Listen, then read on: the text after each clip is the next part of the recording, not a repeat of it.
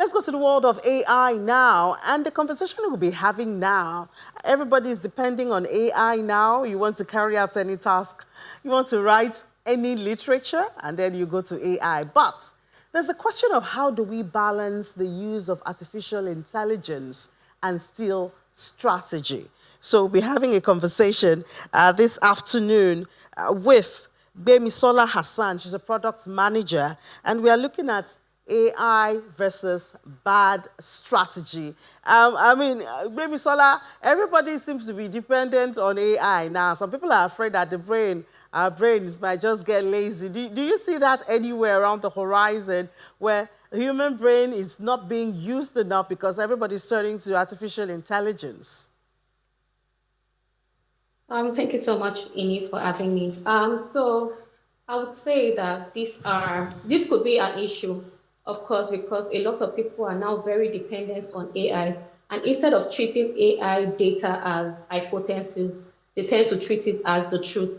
And the issue with that is treating AI as the truth. I mean, the data gotten for AI might not necessarily be relevant to your reality, and that can pose as an issue. And then there's a conversation of AI versus bad strategy. So if you depend so much on AI, do you think you don't need to strategize? Do we have that conversation also taking roots? I mean, it's very important to know that AI functionality is different from the product leader's functions. In as much as AI are generating these ideas, it is important to validate these ideas and also make decisions that are informed and that show the reality of the business and users. So I would say that in as much as we're getting recommendations and ideas from these users, it is important that we validate this, because after all, we are building for like our customers. And in building for customers, no data set can understand the customers as much as them themselves.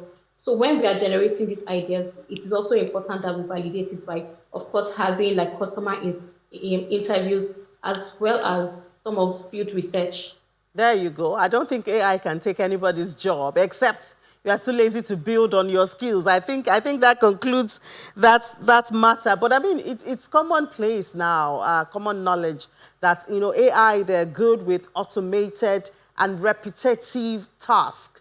But when you talk about product management, what aspect do you think is most suited to be left to artificial intelligence?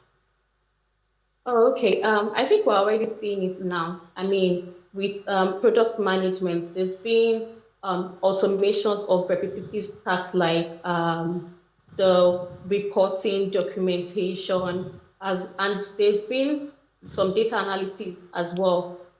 So there's been automation of user feedback analysis, customer or competitive research.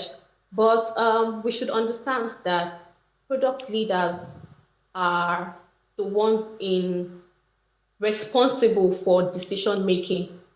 And in as much as AI is making this recommendation, AI do not own the consequences.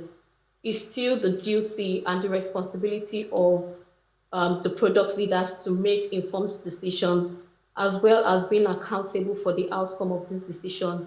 So say AI generates the ideas, product leaders are the ones in charge of the growth, the user trust, the revenue that these ideas generate.